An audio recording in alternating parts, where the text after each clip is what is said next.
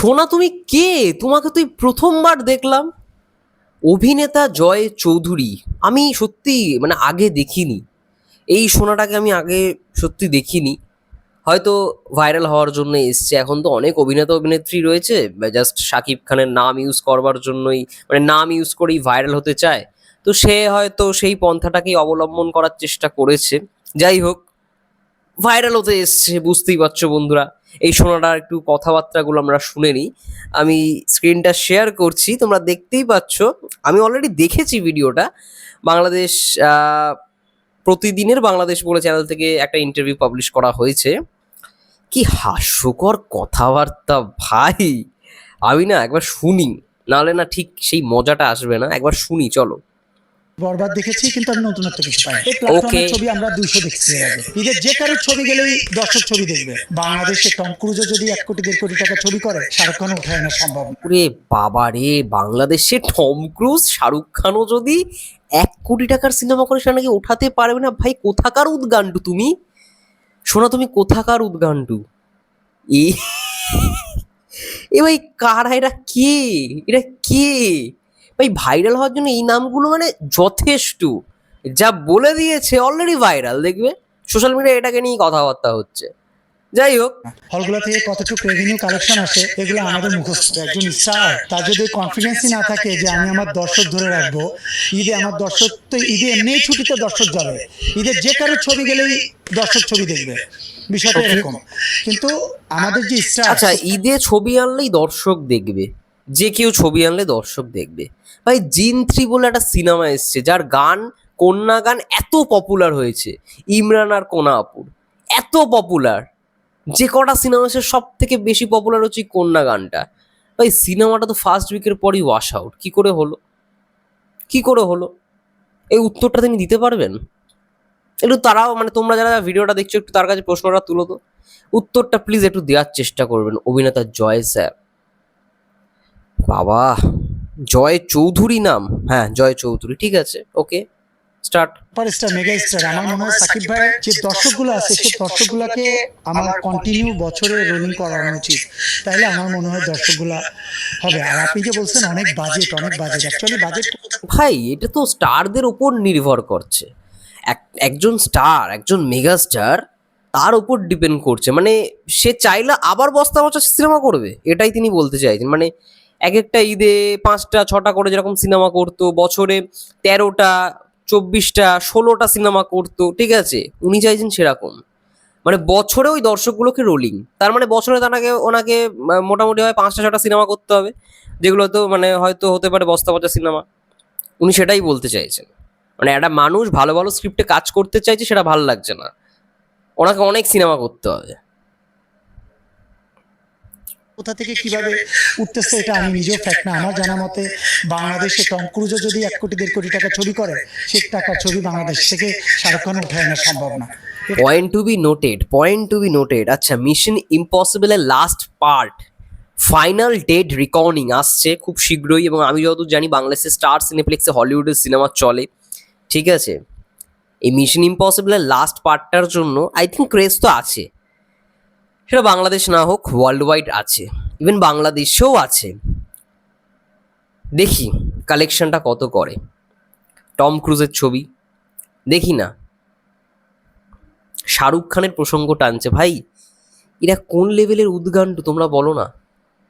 কোথাকার জালি সব অভিনেতারা আসে, এই সমস্ত কথাবার্তা বলে নিজেদের ভাইরাল করে, 3 মাস 2 মাস মধ্যে, 2 মাস 3 মাস হাইপে থাকে, ব্যাস। তারপরে এদের জন্য মানে ইন্ডাস্ট্রি সত্যি কথা বলতে বদনাম হয় এই সমস্ত অভিনেতার জন্য, ঠিক আছে। চলচ্চিত্রকে ধ্বংসের জন্য এরা যথেষ্ট। এমন এমন কিছু কথা বলে, মানে সেগুলো মানে কোনো, ওদের মাথায় সেন্সটুকুই নেই। এই কথা যে বলে না, এই কথা বলার জন্য যে সেন্সটুকু প্রয়োজন, সেগুলোই হয় না। আর অবশ্যই বাংলাদেশের মিডিয়া তো এগুলো কভার করবেই। এমন এমন হেডলাইন দেয়, শাকিব খানকে ধুয়ে ফেললেন নায়ক জয়। ভাই, ধোয়া কাকে বলে সেটা আই থিঙ্ক, যাই হোক, শুনি। আমার আমি আমি ফিল করি আর কি, কারণ আমি নিজে আর্টিস্ট যেহেতু, আমার আমার ছবি আচ্ছা, যখন রিলিজ হয় আচ্ছা, বা অন্যান্য ছবি যখন রিলিজ হয়, আচ্ছা, যখন ছবিগুলো হলগুলোতে যায়, আচ্ছা, হলগুলো থেকে কতটুকু রেভিনিউ কালেকশন আসে আচ্ছা, এগুলো আমাদের মুখস্থ। আচ্ছা, কিভাবে কোথা থেকে টাকাগুলো উনি যেহেতু নিজে আর্টিস্ট, তিনি জানেন ওনার ছবি কালেকশন করে না সেটা কোনো ফ্যাক্ট না, ওনার ছবির মতো নাকি বাকি ছবিগুলো কালেকশন করে না, ঠিক আছে, তাই উনি জানেন যেহেতু উনি আর্টিস্ট। কালেকশন হচ্ছে এটা আমার জানা নয়, বোধগম্য না, বাট আমার কাছে ধারণা যেটা সেটা এক্ষুনি বললো উনি আর্টিস্ট, উনি জানে, আবার এখন যে ছবিগুলো কালেকশন করছে উনি জানে না, ওনার বোধগম্য নয়, মানে সেকেন্ডে ভাই কথা পরিবর্তন। হচ্ছে যে 1-1.5 কোটি টাকা 2 কোটি টাকা ছবি যদি বানানো হয়, শাহরুখ খানকে দিয়ে বাংলাদেশে টাকা ওঠানো সম্ভব না। বাহ, 1600 হল ছিল তখন, এখন হল মাত্র 100। তা আপনার সেই 10 কোটি থেকে মুখে বলা আর ইনকাম করে এনে দেখানো, এটা তো টাফ একটা ব্যাপার। এখন চাইলেই আমি আমার মতো করে বিভিন্ন গ্রুপে পোস্ট দিতে পারতেছি, চাইলে আমার ফ্যান বেজরা বিভিন্ন গ্রুপে পোস্ট দিচ্ছে যে আমার এই হল থেকে গ্রস কালেকশন 2 কোটি আচ্ছা। টাকা।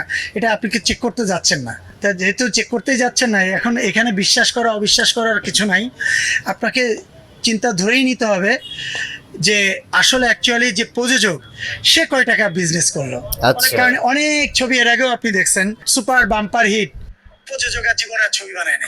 সেটা হবে না এটি যদি মিস্টার জয় সাহেব, সেটার হবে না, কারণ real energy production house already বরবাদ দিয়ে যা দেখিয়ে দিয়েছে, বরবাদ চলাকালীন সময় আরো 2টো ছবি, আরো 3টে ছবির অলরেডি প্ল্যানিং করে ফেলেছে, এবং সেখানেও মেগাস্টার শাকিব খানকে নিয়ে তিনি প্ল্যান করেছেন।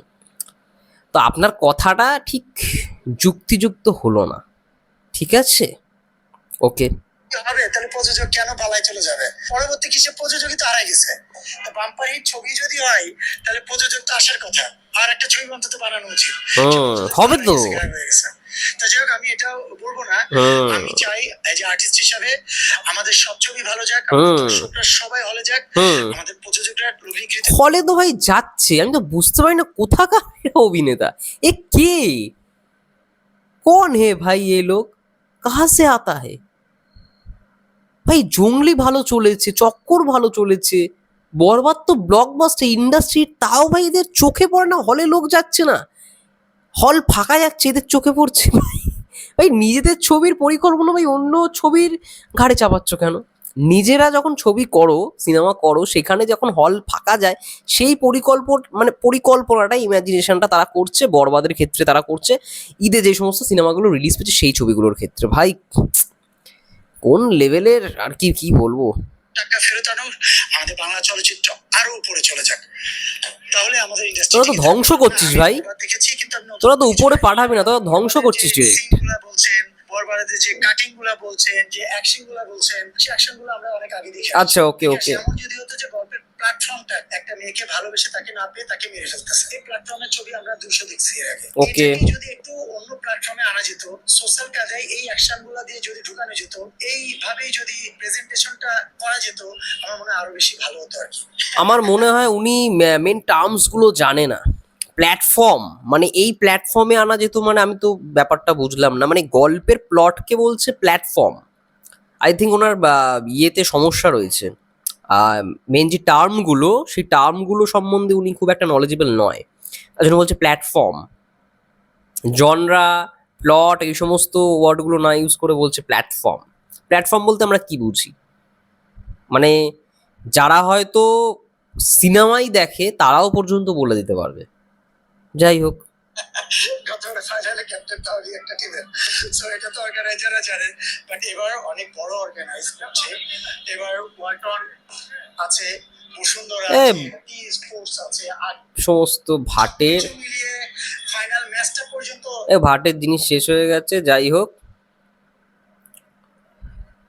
এই যে জয় চৌধুরী, তিনি কিচ্ছু না, মেন ব্যাপারটা বলে দিচ্ছি, জাস্ট অফ ভাইরাল হওয়ার জন্য একটা কথা বলে ফেললেন, এবং এই কথাটা নিয়ে সোশ্যাল মিডিয়ায় চর্চা হবে, আমিও ভিডিও করলাম, তুমিও ভিডিও করলে, তুমিও পোস্ট করলে, আলটিমেট এর কাজ শেষ। কিন্তু আসলে এদের এই সময়টা থাকে 2 থেকে 3 মাস নিজেদের সামনে আনবার জন্য নিজেদের প্রমোট করবার জন্য, এটাই হচ্ছে ওদের মূল কাজ।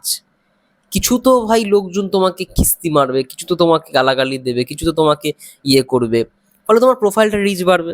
এই যে আমি জানি এই ঘটনার পর অনেক সাকিবিয়ান থাকবে যারা ডিরেক্ট জয় চৌধুরী ফেসবুক পেজে গিয়ে কমেন্টের পর কমেন্ট করবে, ডিরেক্ট ইনবক্সে গিয়ে ইনবক্স করবে, ফলে কি হবে, প্রোফাইল বা পেজের ওনার রিচটা বাড়বে। এই যে একটা মার্কেটিং স্ট্র্যাটেজি, এটা হয়ে গেল ওনার ক্ষেত্রে, ওনার পার্সোনাল পিআরটা তিনি করে ফেললেন। এরকম অনেক স্ট্র্যাটেজি মানে যদি ইউজ করে বাংলা সিনেমার যদি উন্নতির কথা এরা ভাবতো না, অনেক কাজের কাজ হতো।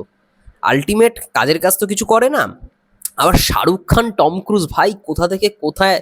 এই শাহরুখ খান, টম ক্রুজের সিনেমা বাংলাদেশে 1 কোটি, ভাই! তাহলে ভাই সেটা তোমাদের সমস্যা, তোমরা সিনেমাটা দেখো না। তাই বলে তো এমন নয় যে বাকিরা কেউ দেখে না, অনেক দর্শক রয়েছে যারা মানে শাহরুখ খান, টম ক্রুজের ফ্যান, বাংলাদেশের অনেক অডিয়েন্স রয়েছে। কেন পাঠান কি ভালো চলেনি, জওয়ান কি ভালো চলেনি? No idea. এই সমস্ত আমি চিনিই না, এই অভিনেতা যে জয় চৌধুরী আমি চিনিই না। কিসের জন্য আজকে হঠাৎ এরকম কথা বলে বসলো? হ্যাঁ, বরবাদ তার ভালো নাই লাগতে পারে, এটা মেনে নিলাম।